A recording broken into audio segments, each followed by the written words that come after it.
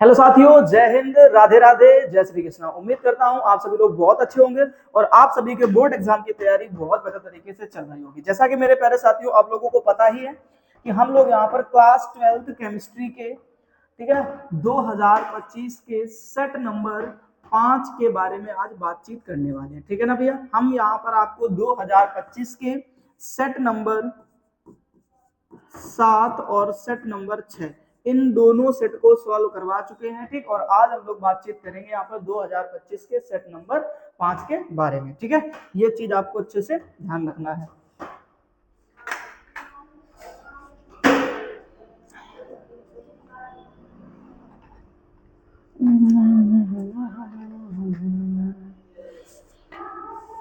ठीक है, और सेट का कोड आपको भैया याद रखना है, सेट का कोड होगा केडी। ठीक, हाँ, क्योंकि सबके पास में अलग अलग अनसॉल्व पेपर होते हैं। ठीक, तो उन अलग अलग अनसॉल्व पेपर पे हो सकता है ये आपका सेट जो है ना चौथा हो, तीसरा हो या दूसरा हो, कोई फर्क नहीं पड़ता। आपको बस इतना ध्यान रखना है कि कोड आप मैच करा लीजिएगा। ठीक है, तो आपको बेहतर तरीके चीजें समझ में आएंगी। ठीक है, तो अगर अभी तक आप लोगों ने वो लेक्चर्स नहीं देखे हैं तो जाकर के देखे जा करके। ठीक है ना, हमने वहां पर सेट नंबर 7 और सेट नंबर 6 को अच्छे से कवर कर रखा है, एक एक क्वेश्चन सॉल्व करवाया और बहुत बेहतर तरीके से समझाया है। ठीक है ना मेरे भाई, हाँ, ये जरूरी इसलिए है कि अगर आप अभी भी अनसॉल्व पेपर सॉल्व नहीं कर रहे हो तो यकीन मानिए कि आपको जो आपके बोर्ड एग्जाम का पैटर्न है उसका बिल्कुल भी अंदाजा नहीं लगने वाला है। ठीक है, क्योंकि बोर्ड एग्जाम का जब पैटर्न आपको समझ में आ जाएगा तभी आप बेहतर तरीके से एग्जाम को टैकल कर पाओगे, क्योंकि अब तैयारी हो चुकी जितनी आपने करनी थी, अब केवल रिवीजन बचा हुआ है।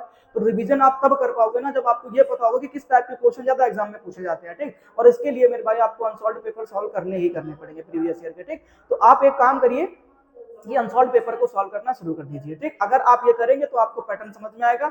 इसलिए मैंने 2025 से ही शुरुआत करी है। ठीक है, मैं शुरुआत से भी शुरू कर सकता था लेकिन नहीं, मैंने कहा कि पीछे शुरू करते हैं, क्योंकि अभी जो लेटेस्ट पैटर्न है ठीक एग्जाम का वो आपको अच्छे से क्लियर हो जाए। ठीक, इसलिए ध्यान रखना है ना। तो चलो शुरू करते हैं और आज का पहला क्वेश्चन देखते हैं।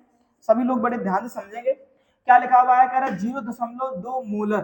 ठीक है ना, क्या लिखा हुआ है यहाँ पर, कह रहा है 0.2 मोलर विलयन के 500 ml बनाने के लिए, यानी 0.2 मोलर विलयन को 500 ml बनाने के लिए सोडियम कार्बोनेट की आवश्यक मात्रा की गणना करनी है। ठीक, और बहुत आसान सा न्यूमेरिकल है भैया। अगर आपको कुछ चीजें क्लियर हैं तो सबसे पहले आप यहाँ पर देखिए लिखा हुआ है 0.2 मोलर।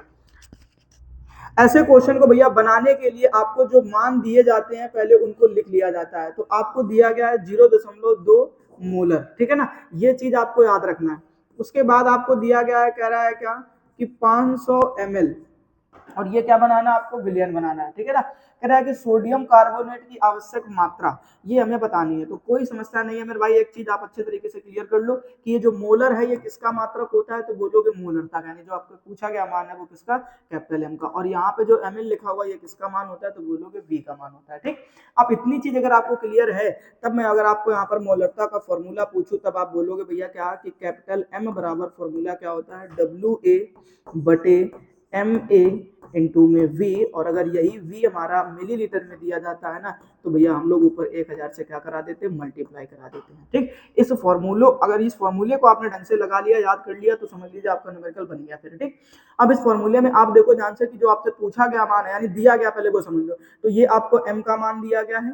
ठीक, और अगर आप पूछो तो यहाँ पे देखो ध्यान से ये वी का मान दिया गया है। ठीक, अब आपसे पूछा गया मान जो है ना, कह सोडियम कार्बोनेट की हमें क्या बता दीजिए, मात्रा बता दीजिए। तो जो पूछा गया मान है वो क्या है, तो बोलोगे WA का मान पूछा गया है। ठीक, अच्छा, MA के मान को निकालने के लिए जुगाड़ है हमारे पास में, क्या है जुगाड़, तो देखो ध्यान से आपको एक फॉर्मूला दिया गया है सोडियम कार्बोनेट Na2CO3। अब अगर मैं यहाँ से आपको परमाणु भार सबके याद दिलाऊं तो बोलोगे सोडियम का कितना होता है, तो बोलोगे भैया 23 होता है। 23 का डबल करने पर आपको कितना मिल जाएगा, 46, प्लस कार्बन का कितना होता है भैया, तो बोलोगे 12। ऑक्सीजन का कितना होता है, तो बोलोगे 16, लेकिन 3 मॉलिक्यूल है तो क्या कर देना, 3 से मल्टीप्लाई करा देना। ठीक है ना, तो 16 दूनी 32 और 16 तिया 48, तो यहाँ पर कितना हो जाएगा, 48 हो जाएगा। सबको जोड़ दीजिए, मान निकल आएगा। 8 और 2 10, 10 और 6 कितना हो जाएगा भैया, 16। अब देखो 4 और एक 5 5 और ये कितना हो गया 4 9 और एक हासिल का था तुम्हारे पास में, तो वो कितना हो गया भैया 10, यानी लगभग कितना निकल रहा है 106 ग्राम प्रति मोल। ये मान किसका बन गया भैया, बोले ये मान बन गया हमारा किसका, Ma का। ठीक, अब आप सबके मान उठा करके अपने इस फॉर्मूले में रख दीजिए, आप देखेंगे कि आप आसानी से आपको क्या मिल जाएगा, आपका आंसर मिल जाएगा। ठीक है ना भैया, तो चलो अब देखो जरा ध्यान से, तो आप लिखेंगे यहाँ पे कैपिटल एम। अब देखो कैपिटल एम का मान नहीं निकालना, आपने मान निकालना है किसका, डब्ल्यू ए का। तो आप डब्ल्यू ए बराबर फॉर्मूला बना लीजिए। ठीक, तो ये दोनों आ जाएंगे इसके मल्टीप्लाई में, मतलब यहाँ पर होगा कैपिटल एम और होगा आपका एम ए और होगा आपका यहाँ पर क्या वी और बटे नीचे बचेगा भैया आपके पास में क्या, केवल और केवल 1000, यही तो बचेगा, देख लो ध्यान से। हाँ ठीक है, अब क्या करोगे, मान रख दो फटाफट से। तो डब्ल्यू ए बराबर, अब अपन मान रखेंगे तो एम का मान आपने देखा ऊपर कितना दिया गया 0.2, एम ए का मान आपने निकाल दिया भैया 106 और मल्टीप्लाई वी का मान आपको दिया गया है कितना 500 ml। ठीक, ऐसे लिख दीजिए और बटे नीचे आ जाओ, तो नीचे आपको केवल 1000 लिखना है। अब हमने आपसे कहा कि ये वाला पॉइंट हटा दोगे तो नीचे एक जीरो आपका और बढ़ जाएगा। अब देखो काटते बनना, तो 1 2, तो ये 2 जीरो से 2 जीरो आपने काट दिए। ठीक है भैया, अब हमने कहा आपसे एक काम करो, 2 से इसको काट दो। ठीक है ना, तो 2 से काटोगे 100 को तो नीचे कितना बचेगा 50। अब मैंने कहा इस 5 से काट दो 50 को, तो नीचे बचेगा भैया 10 10 बचा, मतलब 2 एक अंक के बाद दशमलव लगा देना, तो जो आंसर आएगा वो आपका आ जाएगा भैया 10.6 ग्राम। देख लीजिए क्या कोई है ऐसा ऑप्शन जो आपको 10.6 ग्राम दिखा रहा हो, तो बोलोगे कतई भैया दिख रहा हमको। यहाँ पर हमारा ऑप्शन नंबर सही क्या हो जाएगा भैया, सी नंबर सही हो जाएगा। ठीक है, अब जरा हमें बताओ कहीं क्वेश्चन टफ था क्या? क्वेश्चन भैया टफ नहीं होते हैं, ये बात मानिए, बशर्ते आपको थोड़ा थोड़ा सा मेहनत करना पड़ेगा चीजों को समझने के लिए। ठीक है भैया, इस तरीके से चीजें भैया याद रखेंगे तो आप आराम से कर पाएंगे। फटाफट से नोट कर लीजिए, जल्दी से स्क्रीनशॉट ले लीजिए, फिर अपन नेक्स्ट क्वेश्चन की तरफ चलते हैं। ठीक, अब देखिएगा जरा ध्यान से कि जो हमारा नेक्स्ट क्वेश्चन है वो पूछा गया, उसमें कह रहा है, लिख रखा है उसने क्या कि निम्नलिखित में से रंगहीन आयन है। भैया रंगहीन कौन सा आयन है ये पूछा गया आपसे। ठीक, तो रंगहीन आयन के लिए मैंने आपको बताया था कि आपको भैया इलेक्ट्रॉनिक विन्यास आना चाहिए और उस इलेक्ट्रॉनिक विन्यास में आप अयुग्मित इलेक्ट्रॉन निकालना चाहिए आपको। ठीक, तो सबसे पहले अपन बातचीत करेंगे किसके बारे में, निकिल के बारे में। ठीक, देखते हैं क्या ये सच में होगा या भैया नहीं होगा। तो अगर मैं आपसे ये कहूँ कि पहले निकिल का इलेक्ट्रॉनिक विन्यास करके बताओ, तो निकिल कितने नंबर पर होता है, तो बोलोगे भैया निकिल होता है हमारा 28 नंबर पर। ठीक, अब आपने जब 28 का इलेक्ट्रॉनिक विन्यास करा तब आपको क्या मिलेगा, तो बोले भैया आर्गन, और उसके बाद क्या मिलेगा 3D, 3D के बाद में आप देखेंगे क्या मिलेगा आपको 4s। ठीक है भैया, अब आपने अच्छी तरीके से क्लियर है कि ये कितने नंबर पर हो गया हमारा, तो तुम बोलोगे 18 नंबर पे। कितने नंबर पे, 18 नंबर पे। ठीक, हमें करना कितने का, 28 का, तो 2 आप यहाँ पर भर दोगे तो 18 और 2 कितना हो गया 20, और यहाँ पर आपको कितने भर देने 8, तो कितना हो जाएगा 28। चीजें क्लियर हो गई? हाँ, और हाँ?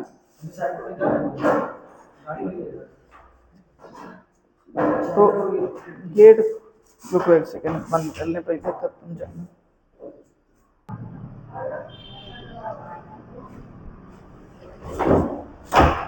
ठीक है ना भैया, तो थोड़ा सा प्रॉब्लम हो गई थी, अभी वापस आ जाते हैं क्वेश्चन में। ठीक, अब आपने करना कितने का है, तो करा 2+ का। ठीक, तो अब आप जब 2+ करोगे तो एक चीज ध्यान से देखो, कितने इलेक्ट्रॉन आपको दान करने पड़ेंगे, तो बोलोगे भैया 2 इलेक्ट्रॉन दान करने पड़ेंगे, तो कितने बचेंगे आपके पास में 26 इलेक्ट्रॉन।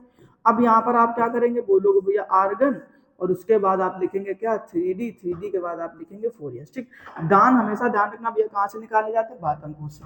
तो ये रहा आपका बातम कोष, तो इधर से निकाल दिए। तो अच्छा डी में अभी भी कितने इलेक्ट्रॉन आपको दिख रहे हैं, 8। इसका मतलब साफ है कि आपके पास में अयुग्मित इलेक्ट्रॉन बचेंगे। मैं एक में आपको भर के बता देता हूँ कैसे बनाए जाते हैं। ठीक, तो अयुग्मित इलेक्ट्रॉन निकालने के लिए आपको ऐसे 5 कक्षक बनाने होते हैं डी उपकोष के लिए मेरे भाई। ठीक है, ये चीज आप अच्छे से क्लियर कर लीजिएगा।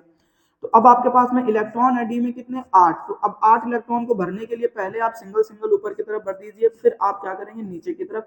तो अब टोटल 8 भर गए आपके, तो कितने अयुग्मित इलेक्ट्रॉन बचे 2। और जब अयुग्मित इलेक्ट्रॉन होते हैं तब ये आयन कैसा होता है मेरे भाई, ध्यान रखना रंगीन होता है। कैसा होता है, रंगीन। यानी जो पूछा गया आपसे है वो क्या पूछा गया है, कह रहा रंगहीन बता दीजिए हमें, बात समझ रहे ना।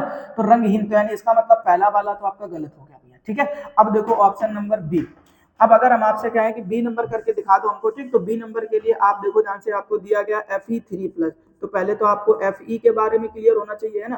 तो Fe कितने नंबर पर होता है, तो बोलोगे भैया 26 नंबर पर होता है। ठीक, अब 26 नंबर का इलेक्ट्रॉनिक विन्यास करोगे तो बोलोगे भैया ये आर्गन हो गया, और ये 3D हो जाएगा और ये 4s हो जाएगा। ठीक है, अभी समझना ध्यान से।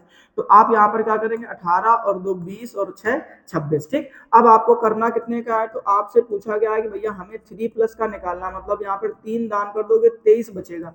तो जब 23 का इलेक्ट्रॉनिक विन्यास करोगे तब आप क्या करेंगे, बोले भैया आर्गन लिखेंगे, 3D लिखेंगे, 4s लिखेंगे। पहले बातम कोष से निकाल देना है, तो इसमें कितना बचेगा मेरे भाई, 0। एक इधर से निकाल देना, तो इधर तो अयुग्मित इलेक्ट्रॉन कितने दिख जाएंगे भैया, आपको 5 दिख जाएंगे। ठीक, इसका मतलब ये भी नहीं होने वाला, सही आंसर है।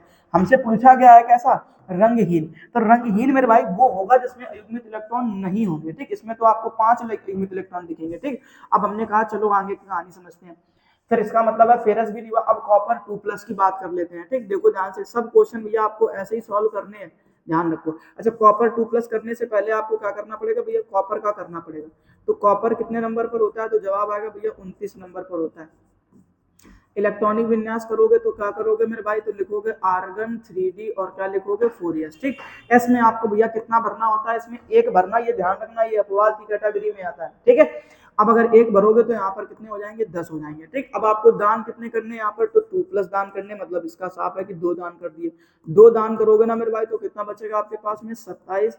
तो यहाँ पर क्या कर दो भैया, आर्गन 3D और 4s। ठीक, अब 2 दान करने, तो एक तो पहले यहाँ से निकाल दो, तो इधर कितना हो जाएगा, 0। एक यहाँ से भी निकालना पड़ेगा, तो इधर कितना बचेगा मेरे भाई, 9 बचेगा। ठीक, तो इसका मतलब साफ है कि भैया आपसे कि ये भी आपका सही आंसर नहीं है। ठीक, अब एक ही बचा।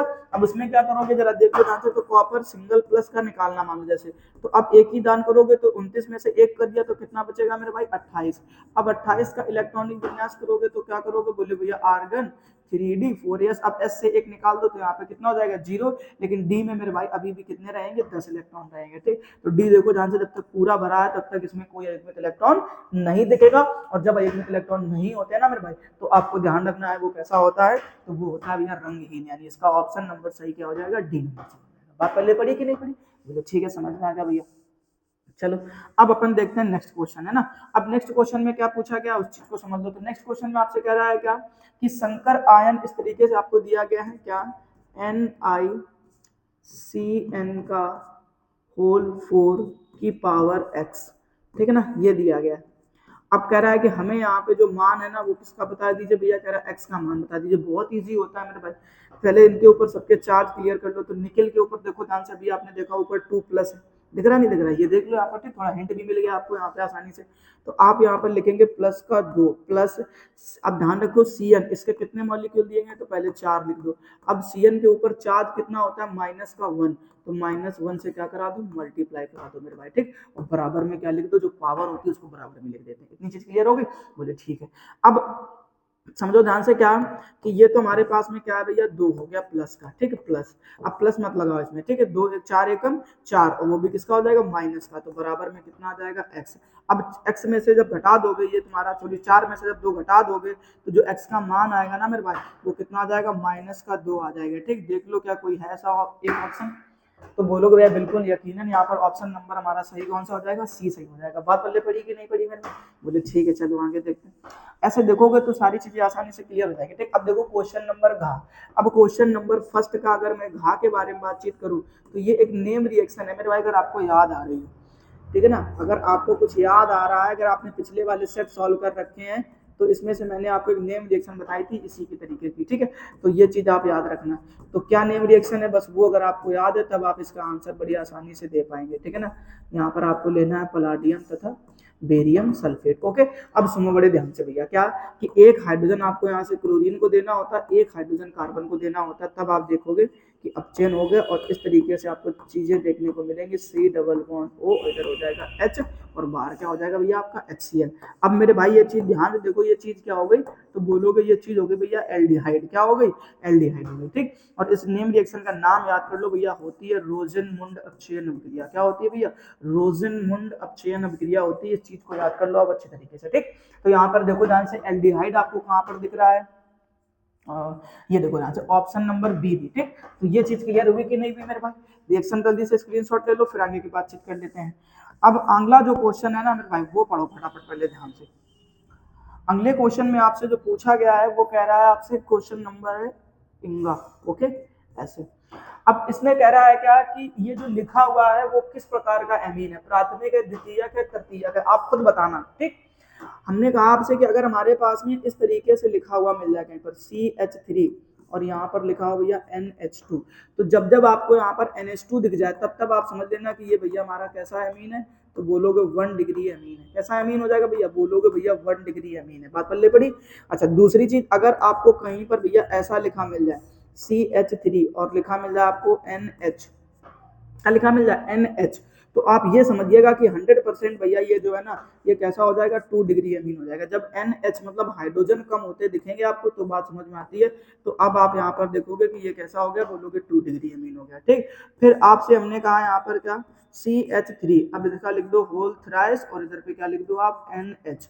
अब ये ध्यान रखना, तो अब सॉरी NH क्यों बचेगा ना, अब केवल यहाँ पे क्या बचेगा मेरे भाई N बचेगा, है ना। अब N बचेगा तो अब आप यहाँ पर क्या करेंगे कि भैया ये क्या हो जाएगा हमारा 3 डिग्री एमीन हो जाएगा। ठीक, अब आप खुद देख लो कौन सा ऑप्शन आपका मैच कर रहा है इन तीनों में से। ठीक, तो आपको केवल फोकस करना होता है इस नाइट्रोजन के ऊपर। अगर इसके साथ 2 हाइड्रोजन है तो समझ लेना 1 डिग्री है, इसके साथ अगर 1 हाइड्रोजन है तो समझ लेना भैया कैसा है 2 डिग्री है, और इसके साथ अगर एक भी हाइड्रोजन नहीं है तो समझ लेना कि वो कितना है 3 डिग्री है। तो इसका मतलब साफ है कि आपका ऑप्शन नंबर भैया 3rd हो जाएगा, क्योंकि नाइट्रोजन के पास में कोई हाइड्रोजन नहीं दिख रहा, मतलब ये तृतीय एमीन है। बात पल्ले पड़ी कि नहीं पड़ी, बोले ठीक है भैया कहानी समझ में आ गई। अब आगे चलते हैं हम लोग क्या, इस क्वेश्चन को बनाने के लिए, इस क्वेश्चन को बनाने के लिए आपको ध्यान रखना है क्वेश्चन नंबर 4 को बनाने के लिए मेरे भाई आपको मैं छोटी सी ट्रिक बताता हूँ, उस ट्रिक के ऊपर थोड़ा सा काम करते हैं अपन, ठीक है ना। ट्रिक कैसे काम करती है जरा वापस से आते हैं, और ध्यान रखना आपने ऐसे लिखना है, लिखोगे भैया क्या कि अरे, एक बार अगर आपने ये ट्रिक याद कर ली ना तो ये समझ लो ध्यान से, आपके इस प्रकार के जो क्वेश्चन है वो कभी गलत नहीं होंगे। अरे बात सही है, ठीक है ना, जैसे इसको है को अपन क्रॉस आउट करेंगे क्योंकि ये जरूरी नहीं है, ठीक है ना। ऐसे आप अरे बात सही है, फिर लिखोगे आप ईटा डी का, ईटा डी का काफी है, काफी है, ठीक है ना मेरे भाई। ऐसे ये चीज है, क्लियर कर लोगे, बोलो फटाफट से, इतना आप याद कर लो, पहले बोलो एक दो बारी, क्या बोलोगे, अरे बात सही है ईटा डी का काफी है, अरे बात सही है ईटा डी का काफी है। ठीक, ऐसे ध्यान रखना मेरे भाई, है ना। अब चलते हैं अपन इसकी तरफ। ठीक, तो यहाँ पर आ का मतलब है ना मेरे भाई, तो तुम बोलोगे यहाँ पर जो आ का मतलब है वो है विटामिन ए। बात क्लियर करोगे, ठीक है ना। आ का मतलब क्या है, वो है विटामिन ए, और यहाँ पे जो रे का मतलब दिख रहा है इसको हम लोग बोलते हैं मेरे भाई रेटिनॉल। क्या बोलते हैं, रेटिनॉल। ठीक, तो जो विटामिन ए का रासायनिक नाम है ना मेरे भाई वो होता है रेटिनॉल। बात पल्ले पड़ गई। और यहाँ पे देख रहे हो ना आप, यहाँ पर बी और ता, तो ये ध्यान रखना, तो विटामिन बी यहाँ पे लिखोगे और इसका जो नाम होता है रासायनिक नाम वो होता है मेरे भाई थायमीन। ता से बना लो थायमीन, यानी कि थायमीन। ठीक, और यहाँ पे देख रहे हो ना मेरे भाई ये जो चीज है वो दिख रहा है आपको यहाँ पर, क्या सा से याद रखता है सी। ठीक, अब इसमें साउंड आता है मेरे भाई ई का, किसका आता है ई का, यानी ए का। ठीक, तो यहाँ पे आपको ध्यान रखना, इसको बोलते हैं मेरे भाई क्या, एस्कार्बिक एसिड। क्या बोलते हैं, एस्कार्बिक अम्ल। ठीक, ऐसे याद कर लो, ये क्या बन गया भैया, एस्कार्बिक अम्ल बन गया। बात पढ़ने पड़ी कि नहीं पढ़े। ठीक, अब यहाँ पे आप देख पा रहे होंगे यहाँ पे क्या लिखा हुआ है, ईटा, तो विटामिन ई। ठीक, विटामिन ई का जो रासायनिक नाम होता है ना मेरे भाई वो होता है टोकोफेरॉल। क्या होता है, टोकोफेरॉल। ठीक, ये सब याद करने वाली चीजें हैं, अगर एक बार ट्रिक आपने क्लियर कर ली तो इस तरीके का जो क्वेश्चन आया है ना अभी तुरंत कर दोगे, बिल्कुल देर नहीं लगेगी आपको। ठीक, अब डी का, अब यहाँ पर आप याद रखो विटामिन डी, डी यहाँ पे क्या हो जाएगा भैया, का से याद रखना आपको calciferol, sorry calciferol. Okay, calciferol. ठीक, ऐसे ध्यान रखेंगे, बात पल्ले पड़ रही है ना आपको। अब यहाँ पर देख लो लास्ट बचा हुआ है विटामिन के, तो यहाँ पे ध्यान रखना विटामिन के फा लिखा है तो इसको हम लोग बोलते हैं मेरे भाई का फाइलोक्विनोन। क्या बोलते हैं, फाइलोक्विनोन। ठीक है, ऐसे ध्यान रखना। तो अब पहले तो एक काम करो फटाफट से मेरे भाई इस क्वेश्चन का आंसर देख लो, अब तो पता चल ही चुका होगा ना कि एस्कार्बिक अम्ल जो है ना वो क्या है, एक प्रकार का, तो बोलोगे भाई ये एक प्रकार का जो है ना वो विटामिन है। क्या है, विटामिन है। ठीक, ये ध्यान रखना आपको, है ना। तो ऑप्शन नंबर आपका ए सही हो गया। ठीक, आप एक काम करते हैं, अच्छा विटामिन किसका नाम है, तो एस्कार्बिक अम्ल, तो बोलोगे विटामिन सी का नाम है। ठीक, अब एक काम करो पहले ये इस ट्रिक लिख लो आप, तब हम लोग आगे के क्वेश्चन करेंगे, क्वेश्चन नंबर 2 के बारे में। ठीक है ना भाई, फटाफट से इस क्वेश्चन को करो पहले फिर आगे बात। ठीक है ना मेरे भाई, तो अब मेरे ख्याल से आपको ये क्वेश्चन अच्छे से क्लियर हो गया होगा। ठीक है, चलते हैं अब अपन नेक्स्ट क्वेश्चन की तरफ। अब देखिएगा ध्यान से। ठीक, अब 1 नंबर वाले क्वेश्चन हो गए कंप्लीट, अब आप बातचीत करेंगे क्वेश्चन नंबर 2 के बारे में। ठीक, मतलब जो 2 नंबर क्वेश्चन है उनके बारे में। ठीक है भाई, तो पहला देखिए दूसरे का नंबर क्वेश्चन। ठीक, कह रहा हिमांक में अवनमन, एवं विलेय के मोलर द्रव्यमान में क्या संबंध है मेरे भाई, ठीक। अब इस क्वेश्चन को करने के लिए आपको ध्यान रखना है कि जो हिमांक में अवनमन होता है ना, वो किसे कहा जाता है, ठीक। तो आपको एक बात याद रखना है कि जो हिमांक में अवनमन है, ठीक है ना, हिमांक में अवनमन, ये ध्यान रखना, अवनमन, ठीक। अब जो हिमांक में अवनमन है ना मेरे भाई, उसको हम लोग बोलते हैं डेल्टा टी एफ। क्या बोलते हैं भैया? डेल्टा टी एफ बोलते हैं, ठीक। अब दूसरी चीज आपसे जो पूछा गया है वो क्या पूछा गया है, तो कह रहा है विलेय के मोलर द्रव्यमान, ठीक है। तो ध्यान रखना मेरे भाई क्या कि जो विलेय का मोलर द्रव्यमान है उसमें संबंध पूछा गया। तो पहले आप यहाँ पर लिखेंगे विलेय का मोलर द्रव्यमान, ठीक। तो जो विलेय का मोलर द्रव्यमान होता है ना, उसको हम लोग बोलते हैं क्या मेरे भाई? एमए बोलते हैं, ठीक। इन दोनों में संबंध बताना बहुत आसान संबंध है। क्या होता है देखो वापस से, तो आपने एक फॉर्मूला जरूर पढ़ा होगा कि हिमांक का अवनमन वाला, कि डेल्टा टी एफ बराबर क्या होता है? के एफ इंटू में स्मॉल एम। जहां पर भैया ये जो स्मॉल एम होती है ना, ये होती है मोललता। क्या होती है? मोललता, ठीक। अब यहीं पर अगर आप मोललता का फॉर्मूला रखेंगे ना मेरे भाई, तब आप देखेंगे कि आपको जो है ना क्या मिल जाएगा? डेल्टा टी एफ बराबर में के एफ इंटू में मोललता का फॉर्मूला होता है मेरे भाई क्या? डब्ल्यू ए बटे M A into W B. और अगर ये डब्ल्यू बी आपका ग्राम में है तो ऊपर अभी आप 1000 से मल्टीप्लाई भी करा सकते हैं, ठीक है ना मेरे भाई। तो ये हो गया पूरी कहानी। तो जो डेल्टा टी एफ और ये जो एम ए है, इनमें क्या संबंध है, इसके लिए आपको ध्यान रखना है कि जो डेल्टा टी एफ है वो व्युत्क्रमानुपाती होता है किसके? इस मोलर द्रव्यमान के, ठीक है ना मेरे भाई। तो ये हो जाएगा आपका फाइनली आंसर, ठीक। और 2 नंबर क्लियर हो गए। देखिए मेरे भाई कितना आसान सा एग्जाम होता है, ठीक है। फटाफट से मेरे भाई नोट कर लो, फिर अपन नेक्स्ट क्वेश्चन की बातचीत कर लेते हैं। अब देखो आगे, और अगला क्वेश्चन क्या दिया गया है, पढ़ो उसको भी ध्यान से, ठीक है। अगले क्वेश्चन में कह रहा है कि खा नंबर में अम्लीय और क्षारीय माध्यमों में पोटेशियम परमैंगनेट का तुल्यांकीय द्रव्यमान भिन्न भिन्न होता है, और कह रहा क्यों होता है, ठीक। तो बोलोगे बिल्कुल हो सकता है भैया, कैसे होता है? चलो वापस से आते हैं। सबसे पहले आप लिखेंगे कैसा करा? अम्लीय माध्यम में। तो यहाँ पर लिख दीजिएगा अम्लीय माध्यम,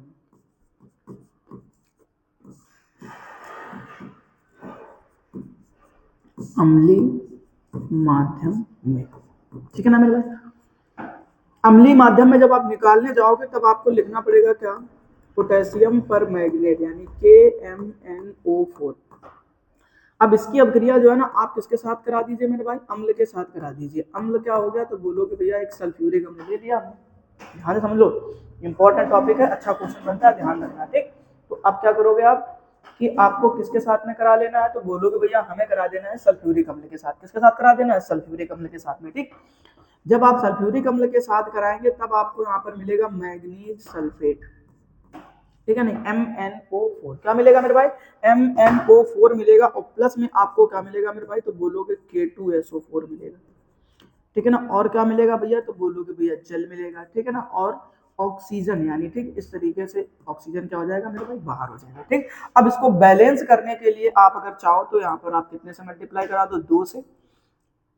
इधर कितने से करा देना? 2 से करा देना, ठीक। और इधर कितने से करा देना? 3 से करा देना। और इधर पे मेरे भाई कितने से करा देना? 2 से करा देना, ठीक है ना। और इधर पे तो कुछ नहीं है, इधर पे आप क्या करेंगे? 3 से मल्टीप्लाई करा देना। इधर पे कितने से करा देना? 5 से करा देना, ठीक है ना। इस तरीके से ये ध्यान रखना। अब बड़ी चीज यहाँ पर ये नहीं है कि बैलेंस कराने वाली कहानी, ठीक है। अब बड़ी चीज ये है मेरे भाई कि आपको यहाँ पर ये चीज निकालनी पड़ेगी कि ऑक्सीकरण अवस्था में जो परिवर्तन हुआ है वो कितना है, ठीक है ना। अब आपको ये निकालना पड़ेगा, क्या निकालना पड़ेगा? कि ऑक्सीकरण अवस्था में परिवर्तन, ये निकालना पड़ेगा, ठीक है ना। ऑक्सीकरण अवस्था में परिवर्तन। अब ये ऑक्सीकरण अवस्था में परिवर्तन कैसे पता करते हैं मेरे भाई? ये बहुत आसान सा काम है। पहले आप यहाँ पर देखो, ये मैग्नीज दिख रहा है कि नहीं दिख रहा? तो इस मैग्नीज की ऑक्सीकरण अवस्था पहले निकाल दो। फिर यहाँ पे देखो ये मैग्नीज दिख रहा है, इस मैग्नीज की ऑक्सीकरण अवस्था निकाल दो, ठीक। फिर दोनों का डिफरेंस ले लेंगे, जो बचेगा वो परिवर्तन निकल आएगा, ठीक। चेक करते हैं एक बारी क्या बोलोगे देखो। तो इसका निकालने के लिए आपको क्या करना पड़ता है, तो देखो मैं यहाँ पे आपको थोड़ा तरीका बता दूं कि अच्छा इसके ऊपर चार्ज कितना होता है, तो बोलोगे भैया प्लस का 1 होता है, प्लस जिसको निकालते हैं मेरे भाई ना उसको x मान लेते हैं। इसके कितने मॉलिक्यूल दिख रहे हैं, बोलोगे 4, मल्टीप्लाई करा देते हैं जितना इसके ऊपर चार्ज है बराबर में लिख देते हैं भैया 0। तो अब आप देखो तो 4 दूनी 8, यानी आपको जो मिलेगा वो क्या मिलेगा, x माइनस का 8, और ये देखो प्लस का 1 है बराबर 0। अगर और थोड़ा सा सॉल्व करोगे तो x बराबर जो मिला वो आपको कितना मिलेगा, प्लस का 7। मतलब यहाँ पर जो मैग्नीज है इसकी ऑक्सीजन अवस्था कितनी है, प्लस की 7 है। इधर निकाल दो आकर के, तो इधर पे निकालोगे तो अब आपको अच्छे से क्लियर होना चाहिए कि मैग्नीज के ऊपर चार्ज कितना होता है मेरे भाई, प्लस का 2, और सल्फेट के ऊपर कितना होता है, माइनस का 2। इसका मतलब यहाँ पर जो ऑक्सीजन अवस्था है वो कितनी है, प्लस की 2 है, और यहाँ पर कितनी थी, प्लस की 7। अब 7 में से 2 चला गया मेरे भाई, कितना बचेगा, 5। तो ये जो परिवर्तन नजर आया ना मेरे भाई वो कितना नजर आया, तुम बोलोगे भैया हमें 5 मिला। ठीक, अब आपको निकालना है क्या, तुल्यांकी द्रव्यमान। ठीक है ना, अब यहाँ पर आप क्या लिखेंगे, तुल्यांकी द्रव्यमान लिखेंगे। ठीक है मेरे भाई, अब जब तुल्यांकी द्रव्यमान निकालेंगे तब हमारा जो फॉर्मूला होता है ना भैया, वो होता है क्या, अणुभार बटे में, अणुभार बटे में ऑक्सीकरण अवस्था में परिवर्तन। क्या बोलोगे, ऑक्सीकरण अवस्था में परिवर्तन। ठीक, ये होता है।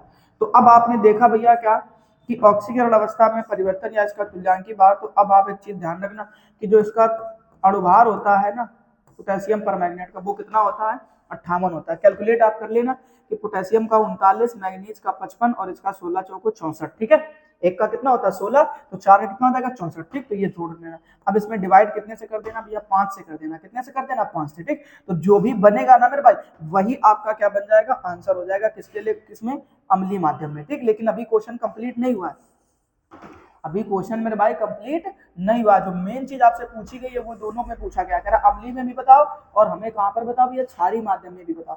तो हम अभी दोनों में बातचीत करेंगे उसको लेकर के। ठीक है, कि अम्लीय माध्यम में कितना है और क्षारीय माध्यम में कितना है। ठीक, तो इसको डिवाइड कर लेना, जो भी आएगा वो क्या हो जाएगा, अम्लीय माध्यम में। अब आगे की कहानी हो जाती है किसको लेकर के, तो बोलोगे भैया क्षारीय माध्यम में। ओके, क्षारीय माध्यम में। ठीक है ना भाई, अब क्षारीय माध्यम में निकालने के लिए क्या करना पड़ेगा, ये भी आसान काम है, बहुत टफ चीज नहीं है। फिर से आप लिखेंगे यहाँ पर क्या, तो बोलोगे भैया KMnO4। अब इसकी इस बार अब क्रिया किसके साथ करा दो ना मेरे भाई, क्षार के साथ में। तो क्षार क्या हो गया आपके पास में, KOH। ठीक, अब यहाँ पर क्या बनेगा, तो बोलोगे भैया K2MnO4, यानी पोटेशियम मैग्नेट बन गया। क्या बन गया, पोटेशियम मैग्नेट बन जाएगा। ठीक है ना मेरे भाई, और अब दूसरी चीज हमें यहाँ पर क्या देखने को मिलेगा, तो बोलोगे भैया H2O, और क्या बन जाएगा, ऑक्सीजन बन जाएगा। ठीक, इस तरीके से बात समझ में आ गई कि ना, कि बोले बिल्कुल भैया पल्ले पड़ गई। अब यहाँ पर आपको कितने से मल्टीप्लाई करा देना, 2 से। इधर भी कितने से करा देना, 2 से। और इधर भी कितने से करा देना, 2 से करा देना। ठीक है ना भाई, बाकी चीजें एकदम से बैलेंस रहेंगे ऑटोमेटिक। अब समस्या वही है ना कि अब इसकी ऑक्सीकरण अवस्था, तो इधर पे तो आपको कितनी मिलेगी मेरे भाई, तो बोलोगे प्लस की 7 ही मिलेगी। ठीक, लेकिन इधर पे कितनी निकलेगी इसके लिए निकालना पड़ेगा। ठीक है ना, अब इसके लिए मैं यहाँ निकाल दे रहा हूँ, आप देखिए ना, तो प्लस का आपको कितना दिख रहा है, 2। और इसके बाद इसको क्या मान लेते हैं, x माइनस प्लस लगाओ भी। ठीक है ना, 4 और मल्टीप्लाई करा दो -2 से। ठीक, तो अब बराबर 0 कर दो, तो 2 प्लस x और -4 दूनी 8। अब 8 में से चला गया कितना, 2, तो बचेगा 6 बराबर में। तो अब क्या करोगे, x बराबर आ जाएगा प्लस का 6 मेरे भाई। ठीक, तो इधर पे जो ऑक्सीकरण अवस्था है वो कितनी है, प्लस का 6। अब इसमें से अगर परिवर्तन देखना चाहोगे ना मेरे भाई, तो कितना नजर आएगा आपको, तो बोलोगे यहाँ पर लिख लो आप क्या, कि ऑक्सीकरण अवस्था में परिवर्तन। अब ऑक्सीकरण अवस्था में जो परिवर्तन है ना मेरे भाई, वो कितना निकल कर आएगा। अब बोलोगे इधर 7 है इधर 6 है, तो कितना निकल कर आएगा, 1। अब ऐसे केस में अगर आपसे पूछा जाए कि हमें आप तुल्यांकी द्रव्यमान बता दो, तो फिर से आपको वही फॉर्मूला लगाना पड़ेगा क्या, कि तुल्यांकी द्रव्यमान बराबर क्या लिखोगे भैया, अणुभार बटे में, अणुभार बटे में। अब आप अणुभार के बटे में क्या लिखोगे, तो बोलोगे भैया अणुभार बटे में हम लोग लिखेंगे क्या, ऑक्सीकरण अवस्था में परिवर्तन। तो इसका अणुभार टोटल कितना होता है, 158। अब ऑक्सीकरण अवस्था में परिवर्तन कितना निकल कर 1। तो अब देख लो ध्यान से, ऑटोमेटिक आपको नजर आ जाएगा क्या कि भैया क्या होता है, भिन्न भिन्न द्रव्यमान होते हैं, तो बोले भैया इसलिए होते हैं। ठीक है, तो ये चीज होगी पूरी की पूरी कहानी इस क्वेश्चन की मेरे भाई। ठीक है, ये बहुत ही ज्यादा बेहतर क्वेश्चन था। ठीक है, आसान नहीं था ये क्वेश्चन, ऐसे क्वेश्चन में थोड़ी सा बेटा दिमाग लगाना पड़ता है, चीजों को सीखना पड़ता है। तो बहुत अच्छे तरीके से आप पहले इसका स्क्रीनशॉट लीजिए, नोट कीजिए अच्छे तरीके से, फिर अपन नेक्स्ट क्वेश्चन की बातचीत करेंगे। ठीक है ना मेरे भाई, चलिए अच्छा भाई, ठीक है ना। अब अपन क्या करते हैं, नेक्स्ट क्वेश्चन करते हैं। ये क्वेश्चन आपने उम्मीद करता हूँ अच्छे तरीके से समझ लिया होगा। अब देखो भाई, नेक्स्ट क्वेश्चन को पढ़ो फटाफट से, और इस नेक्स्ट क्वेश्चन को पढ़ने के बाद ध्यान से देखो क्या है। कह रहा है आपसे अम्लीय और क्षारीय माध्यम, ये तो हो गया ना। गा नंबर देखो मेरे भाई, क्या दिक्कत है भाई तेरे को, का हो गया, खा हो गया, गा नंबर की कहानी समझते हैं। ठीक, कह रहा है अमोनियम हाइड्रोक्साइड विलयन में कॉपर हाइड्रोक्साइड घुलनशील, जबकि NaOH विलयन में नहीं। भैया क्यों ऐसा? ठीक है, बहुत आसान सा काम है। देखो ध्यान से कि आपने क्या करना है, सबसे पहले इस क्यूप्रस ऑक्साइड को ऐसे लिख लेना। ठीक, अब इसको किसमें घोलना है, तो कह रहा है अमोनियम हाइड्रोक्साइड में। तो अमोनियम हाइड्रोक्साइड में आप देखोगे तो इस तरीके से घोल दिया। बात बन गई नहीं बन गई? बोलिए ठीक है, यही तो है ना। अब जब इसमें घोलोगे तब आप देखोगे कि आपको क्या देखने को मिलेगा, CuNH3 का होल 4, ठीक है ना, ऐसे ध्यान रखना, होल 4 की पावर 2 प्लस, और प्लस OH का निगेटिव 2 माइनस। ठीक, ये ध्यान रखो। अब ये जो है ना, ये क्या बन गया, एक संकुल लवण बन गया। क्या बन गया? संकुल लवण बन गया। ठीक, ये घुल करके इसने क्या बना दिया, संकुल लवण बना दिया। और जबकि अगर हम यही दूसरी रिएक्शन सीखेंगे कि भैया इसी क्यूप्रस हाइड्रोक्साइड को हम लोग किसमें, कह रहा है आपसे क्या, सोडियम हाइड्रोक्साइड, ठीक है ना, NaOH। ठीक, ऐसे तो बोलोगे भैया कोई संकुल लवण नहीं बनता। क्या बोलोगे? कोई संकुल लवण नहीं बनता। ठीक, इतना लिख लोगे? बताओ फटाफट से। अगर इतना लिखने के बाद अगर आपसे कहा जाए एक लाइन और लिख देना, क्या कि भैया कॉपर हाइड्रोक्साइड जो है अमोनियम हाइड्रोक्साइड के साथ मिलकर इस प्रकार का एक संकुल लवण बनाता है, इसलिए यह घुलनशील है। जबकि सोडियम हाइड्रोक्साइड के साथ में कोई संकुल लवण नहीं बनता है, इसलिए यह इसमें घुलनशील नहीं है। ठीक, इतना लिख देना मेरे भाई, आंसर आपको आपके सामने देखने को मिल जाएगा। फटाफट से नोट करिएगा, अपन नेक्स्ट क्वेश्चन की तरफ चलते हैं। ठीक, अब जो नेक्स्ट क्वेश्चन है ना मेरे भाई, फटाफट से देखना है, अच्छे तरीके चीजों को सीखना है। अब नेक्स्ट क्वेश्चन आपसे जो पूछा गया है वो पूछा गया है घ नंबर, निम्नलिखित रासायनिक समीकरण को पूर्ण कीजिए। निम्नलिखित रासायनिक समीकरण को पूर्ण कीजिए। बहुत आसान सा काम है, लिखो पहले रासायनिक समीकरण। रासायनिक समीकरण जो लिखा है ना मेरे भाई, वो लिखा है CH3CH, और फिर इधर पे लिखा हुआ है CH3, और इसके साथ में जुड़ा हुआ है मेरे भाई क्या, Br। ओके, अब इसकी जो अभिक्रिया है ना मेरे भाई, वो कराई गई है एल्कोहलिक KOH के साथ में। ध्यान समझना है ना। तो आपको बस ये काम करना होता है, और वो काम को इस तरीके से करना है क्या कि जब आप इसको गर्म करेंगे तब आप देखेंगे क्या कि ये जो K है ना मेरे भाई, वो किसके साथ चला जाता है, Br के साथ में। तब आप देखोगे क्या कि यहाँ से जो आपको मिलेगा वो क्या बाहर हो जाएगा, पोटेशियम ब्रोमाइड। और यहाँ से ना मेरे भाई एक हाइड्रोजन चला जाएगा किसके साथ में, OH के साथ में, तो क्या बाहर हो जाएगा, जल। और अब आप देखोगे कि यहाँ पर जो फाइनली बनेगा वो बनेगा CH3 CH double bond CH2। ठीक, ये बन करके तैयार हो जाएगा, और यही जो है ना ये क्या कहलाएगा, हमारा A कहलाएगा। ठीक है ना मेरे भाई। अब इसके बाद करा इसकी अभिक्रिया अगर हम करा दें किसके साथ में, हाइड्रोजन ब्रोमाइड के साथ में, और उपस्थिति किसकी ले ले, पेरोक्साइड की ले ले मेरे भाई, किसकी ले ले, पेरोक्साइड की। ठीक, तब यही कहानी थोड़ी सी मेरे भाई चेंज हो जाती है। क्या, ध्यान से समझना है।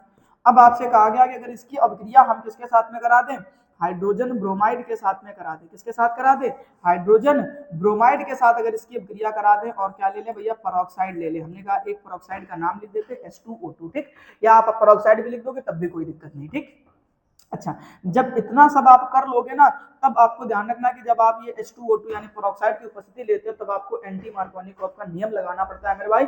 और वो एंटी मार्कोनिकॉफ का नियम क्या कहता है कि ये जो हाइड्रोजन है वो वहां जाता है जहां हाइड्रोजन कम होता है, मतलब यहाँ पर जाएगा, और Br वहां जाएगा जहां हाइड्रोजन ज्यादा होगा। इसका मतलब आप देखोगे कि जो आपको फाइनली मिलेगा वो क्या मिलेगा, CH3 CH2 और CH2 इसके साथ में क्या जुड़ा होगा मेरे भाई, Br जुड़ा होगा। ठीक, तो ये जो हो गया मान, ये किसका हो गया, B का हो गया। और यही आपसे पूछा गया था कि आप हमें A और B के मान बता दीजिए, और आपने देखा कितनी आसानी से A और B के मान बता दिए। ठीक है ना मेरे भाई, तो इस तरीके से चीजों को आपको तैयार करके रखना है। ठीक, मेरे ख्याल से मेरे भाई आप लोगों को ये ठीक है ना, पहला और दूसरा क्वेश्चन अच्छे तरीके से क्लियर हो गया होगा। तो आज के लेक्चर में केवल इतना ही रखते, क्योंकि वीडियो थोड़ा लंबा हो जाएगा। हाँ ठीक है, यकीन मानिए मेरे भाई, अब जब आप दोबारा से लौट करके आएंगे ना सेकेंड वीडियो देखने के लिए, तब आपको ये चीजें और भी ज्यादा अच्छी तरीके से समझ में आएंगी, क्योंकि बहुत ही इंपॉर्टेंट यहाँ पर आपको देखने को क्वेश्चन मिल रहा होगा कि एथिल अल्कोहल व जल के मिश्रण में 12.54% जल है, तो इस मिश्रण में एथिल अल्कोहल और जल के मोल अंश की गणना करनी है। ठीक है ना मेरे भाई, तो अब जो क्वेश्चन नंबर थर्ड और फोर्थ और फिफ्थ, ये तीन क्वेश्चन हम एक साथ करेंगे। ठीक, और फिर छठवां और सातवां क्वेश्चन जो है ना फिर हम एक साथ करेंगे। मतलब ऐसे 3 लेक्चर में हमारा जो ये है ना टॉपिक अच्छे से क्लियर हो जाएगा। ठीक है ना मेरे भाई, तो आज के लेक्चर में केवल इतना ही, हम लोग फिर से मिलेंगे इसके नेक्स्ट लेक्चर में। तब तक के लिए जय हिंद, राधे राधे, जय श्री कृष्णा। उम्मीद करता हूं आपको ये लेक्चर पसंद आया होगा। अगर पसंद आया है ना मेरे भाई, तो आप वीडियो को लाइक करिएगा, ठीक, और दोस्तों के साथ में शेयर करिए। ठीक, अगर आप चैनल पर पहली बार आए हुए हैं तो चैनल को सब्सक्राइब जरूर कर लीजिएगा, ताकि जब भी मेरा नेक्स्ट वीडियो अपलोड हो उसका नोटिफिकेशन आपको समय पर मिलता रहे। ओके, चलिए जय हिंद।